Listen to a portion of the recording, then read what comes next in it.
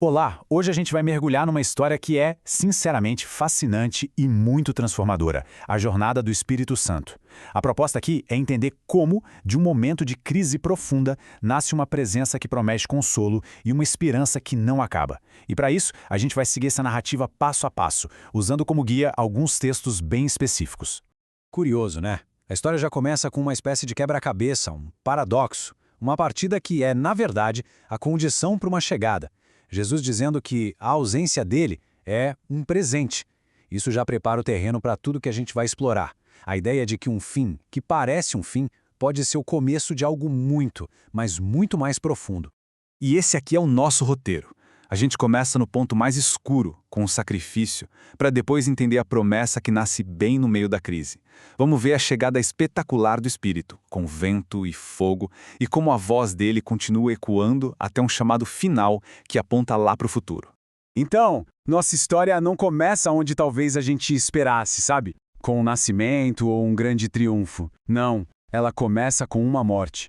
Para a gente entender a chegada do Consolador, os textos mostram que primeiro a gente precisa olhar para a cruz e para o papel que é até surpreendente que o Espírito teve ali, naquele momento de crise. E aqui tem um detalhe que, olha, muda tudo. O sacrifício de Jesus não foi um ato solitário. A fonte deixa bem claro que foi pelo Espírito Eterno. Isso mostra que o Espírito não estava só assistindo de longe, sabe? Ele estava totalmente envolvido no coração do evento mais central da fé cristã.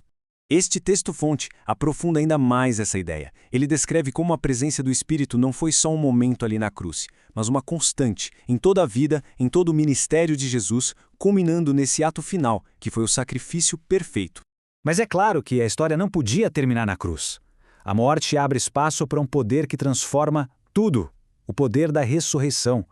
E, de novo, a gente descobre que o Espírito é a peça central dessa virada de jogo surpreendente. Esse mapa nos dá uma visão geral de toda a jornada. Já passamos pela cruz e agora estamos entrando no poder da ressurreição. Dá para ver como cada ponto se conecta, construindo a história completa da vinda do Espírito, desde a promessa até o chamado final dele, lá para o futuro. E é aqui que a história dá um salto do passado direto para o nosso presente. O mesmo poder do Espírito que trouxe Jesus de volta dos mortos é descrito como a força que dá vida aos nossos corpos hoje. E isso transforma um espírito, sabe, de uma ideia distante, ele passa a ser uma presença pessoal, que ama e que sustenta. Bem, depois de mostrar o poder do espírito sobre a morte, a narrativa nos leva para um momento de crise humana muito profunda. Vamos tentar imaginar a cena. Jesus, o líder, anuncia que está indo embora. Para os discípulos, o mundo deles simplesmente desaba. O medo, a incerteza, dá quase para tocar. E que contraste poderoso que a gente vê aqui. De um lado, a escuridão do medo, da ansiedade total no coração dos discípulos. E do outro, a luz da promessa, um estado completamente novo, de consolo, de paz, onde a obediência não vem mais do dever, mas transborda de um coração cheio de amor. E para fazer essa promessa, Jesus usa uma palavra em grego que ela é muito específica e poderosa. Parakletos. É um termo riquíssimo. Não é só alguém que conforta, mas um defensor, um guia, alguém chamado para caminhar do nosso lado. Basicamente, a promessa era que a presença de Jesus não ia acabar, mas ia continuar de uma forma totalmente nova e muito mais íntima. E agora, a gente chega ao clímax da nossa história. A promessa foi feita. A espera angustiante começou. O que acontece em seguida é um dos eventos mais dramáticos e transformadores de toda essa narrativa, a chegada do Espírito no dia de Pentecostes. Pensem só na cena. A quietude daquela espera é de repente rompida. E não é por uma voz, mas por um som que vem do céu, como um vento violento que enche a casa inteira. Era a chegada do que tinha sido prometido, de uma forma que era impossível ignorar, cheia de poder. E o texto-fonte consegue capturar essa intensidade perfeitamente. Ele destaca que o silêncio da espera não foi quebrado por um plano humano, mas por uma manifestação divina de poder. Era o próprio fôlego de Deus soprando vida sobre eles. E o impacto foi imediato, explosivo, se espalhando para fora daquela sala. O que começa com o vento e fogo de repente derruba barreiras culturais, barreiras de linguagem. O mesmo Pedro, que antes negou Jesus por medo, agora se levanta e prega com uma autoridade que ninguém nunca tinha visto nele. E a resposta é avassaladora. Mas Pentecostes não foi um evento isolado, um ponto final na história. A narrativa agora muda de um clímax dramático para algo que talvez seja ainda mais profundo: a presença contínua do Espírito. Ele não apenas chegou, ele ficou. A fonte nos leva agora para um lugar de exílio, de isolamento total, a ilha de Patmos, onde o apóstolo João estava preso. Mas mesmo ali, no meio da solidão, o Espírito estava presente, falando, revelando.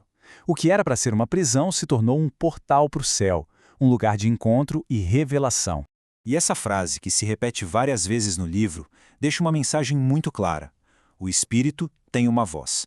Ele não é uma força silenciosa ou uma energia abstrata, mas um comunicador ativo que continua a guiar, a advertir e a encorajar, não só no passado, mas aqui e agora.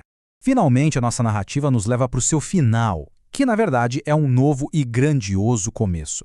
A gente descobre que o papel do Espírito não é só consolar no presente, mas também direcionar o nosso olhar para uma esperança que ainda está por vir. Lá no finalzinho do livro de Apocalipse, a gente encontra uma imagem impressionante. O Espírito não está só falando para as pessoas, mas falando junto com as pessoas. Ele se une à noiva, à igreja, num clamor, num chamado conjunto por um evento futuro, o retorno de Jesus. E este último texto-fonte captura essa ideia de um jeito muito bonito. Ele diz que o clamor, vem, não é só humano, ele é divino. O Espírito não só nos fortalece para a jornada, ele anseia junto com a gente pelo destino final. É como se ele despertasse em nós a lembrança do nosso lar eterno. E assim, a gente encerra essa jornada com essa reflexão. O percurso do Espírito, desde a crise da cruz até o clamor pelo futuro, revela uma presença divina que está profundamente envolvida tanto na nossa realidade de agora, quanto na nossa esperança mais profunda. E isso nos leva a perguntar, o que significa para a própria esperança ter uma voz espiritual que anseia junto com a gente? Fica aí algo para se pensar. Obrigado por acompanhar esta exploração.